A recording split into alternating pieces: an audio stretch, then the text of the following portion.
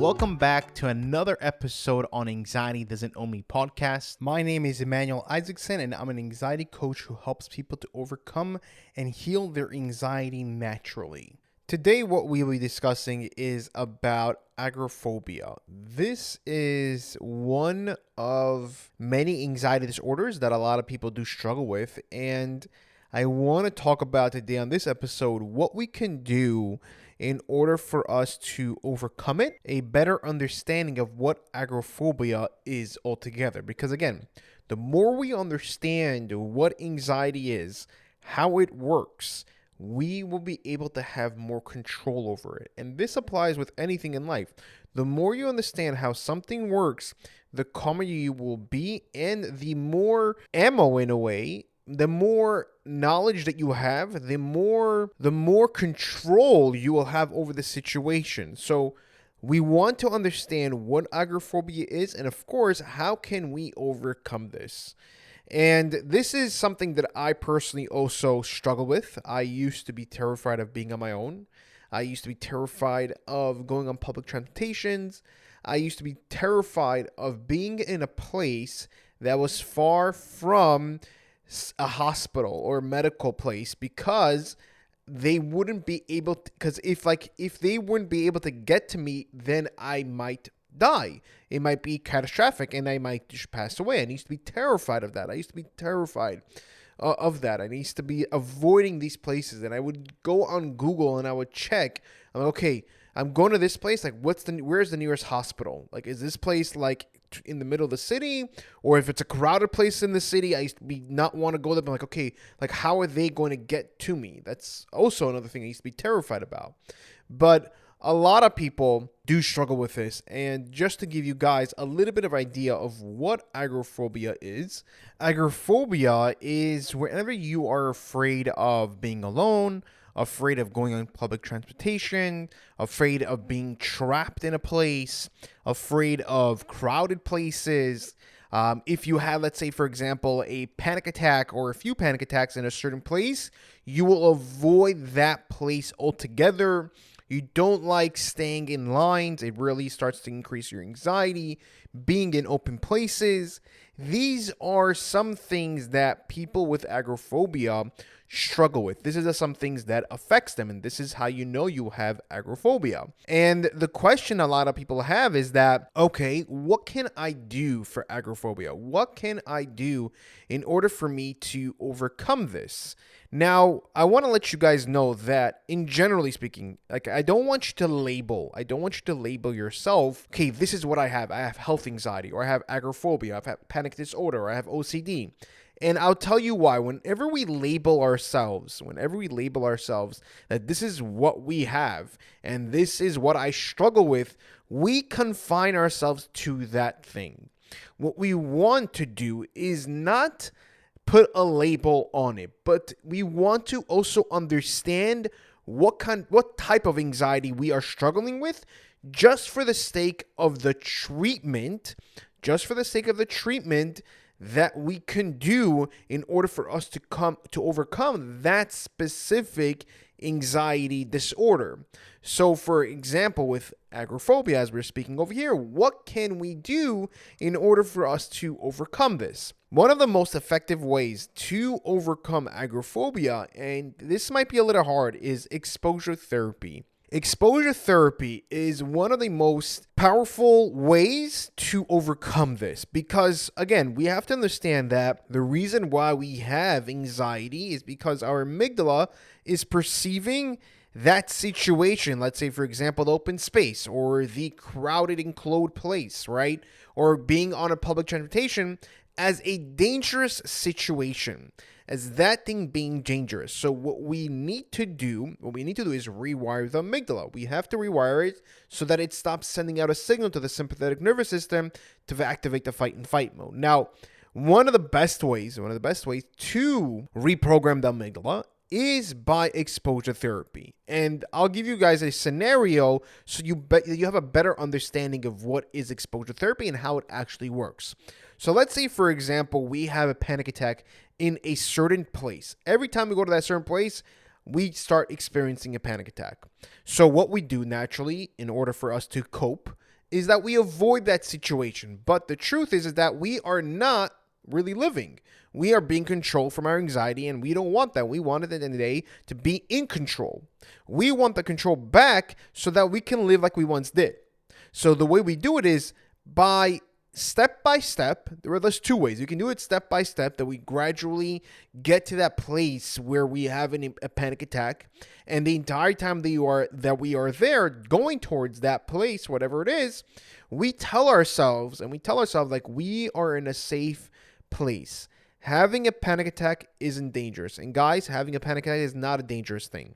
You should know that. It's perfectly normal to experience a panic attack, and your body's actually operating normally, because the only problem is that it's perceiving that situation as a dangerous thing. So we need to rewire the amygdala and tell our amygdala, like, hey, that place is a safe place.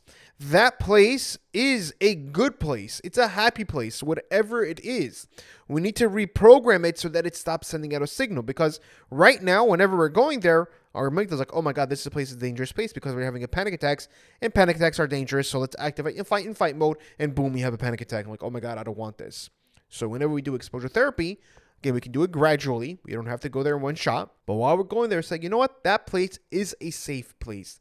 That place, I am in a safe place, because every time we're trying to do exposure therapy, and this is important, we do not want to look at, let's say, for example, the time. Okay, how long do I need to be here for? When am I going to go back? Don't look at it, okay, when am I going to go back? No, we want to rewire, because at the end of the day, have this goal in mind. We want to be anxiety free.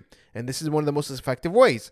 Tell your amygdala, like, hey, this place is a safe place. We are in a safe place. Just like our home or whatever place is safe for you, so too this place is a safe place. So it's okay to be here.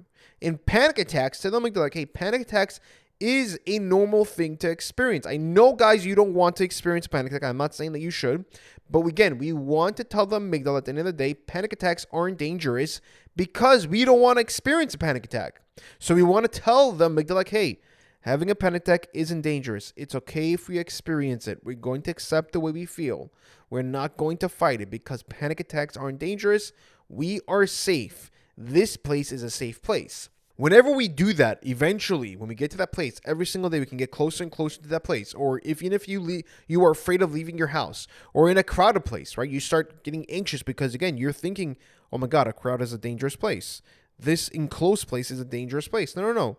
Whenever you tell yourself that, whenever you feel that, because the anxiety is talking to you, we have to talk back and tell it, like, hey, this place is a safe place. We are safe. Another, guys, a powerful thing that we could do is a CBT. CBT is literally changing your thought process, because you have to understand, the thought creates an emotion. Our emotions create an action. So what we need to do is change the thought. So if we are afraid of going on public transportation, I used to be terrified of going on buses. I was just terrified of them. And I would ask myself, like, okay, like, what are you afraid of? Like something bad happening, if I have a panic attack, if I faint, or I pass out. Those are the thoughts that are running through my mind. So what I would tell myself, okay, you know what? How many times did you go on the bus beforehand and you were fine? Whenever you were younger, you used to go on the bus all the time. You used to be on the trains all the time. Like, everything was fine. Like, nothing bad is going to happen. And I would picture the situation as me just sitting on the bus and everything's going to be fine. Everything is going to be okay, and I'm actually going to enjoy it. So I would look at it more in a positive way, and that would change the way I would feel. It would change the way I would feel. I would feel much calmer, and then my action would be, okay, let's go on the bus. Let's try to do that. Again, this is just an example of what I could do with public transportation that we could do. So we can change the thought. So every time we have, let's say we're going somewhere, let's say we're going on a vacation, or we're going someplace that we feel anxious about, we can change our mindset and tell ourselves, you know what? Why am I thinking right away that something bad is going to happen? Maybe something good is going to happen. Let's try to picture that. Let me be more hopeful about that situation, and you will see how calm you would actually become. You know, a lot of people are afraid of driving, and they are afraid because they're going to get into a car accident, or they're going to get stranded, or they're going to be trapped in there. There's so many reasons why. Each person has their own reason. But what we could do, instead of thinking that, because what that's going to do is make us feel anxious, and that's going to cause us to avoid going on the car. What we could do is tell ourselves, you know what? The car, I'm going to get from point A to point B pretty quickly. what's the chances of a car accident actually happening? 10%? 5%? Let's focus on the 90% or 95% that nothing bad actually does happen. What's the chances of me being stranded in in the car? It's like the percentage is so low. So we want to focus more on the amount of times that we were fine, on the times where everything is fine, where majority of the time everything is going to be okay. Like, instead of focusing on a small percentage, and we can see that, by the way, it helps us to calm down. Like, oh, wait, that's such a small percentage. Like, for example, whenever I used to be terrified of flying, I'm like, oh my God, but what if the plane crashes? And what if this and this and this happens? But like, okay, Emmanuel, how many flights are there in a day? Just in one day. And all of them, let's say if there is one day that it happens, but like there's thousands of flights all around the world, and everything, they come and they land safely. 99.6% of the time, everything is fine. And there's thousands of flights and they're all fine. So why am I focusing on that one thing? You know what I mean? So we want to focus more on the good things and be more hopeful, so that way we're able to calm down and thought change our emotions take changes our actions, and that way we can actually feel much calmer. These are just a few ways that you can help yourself with agoraphobia, and of course doing one-on-one sessions also help as well, so that we can dig in deeper to see what the issue is and to work with you one-on-one. If you did like this episode, please click the like button and leave a 5-star review. The reason why I ask is because this way we're able to reach more people, and the more people that we can actually reach, the more people that we can actually help. Because my mission in this world, my purpose, is to help people to overcome and heal their anxiety naturally and show them that it's possible to overcome. Thank you guys, take care, and I'll see you guys in the next episode.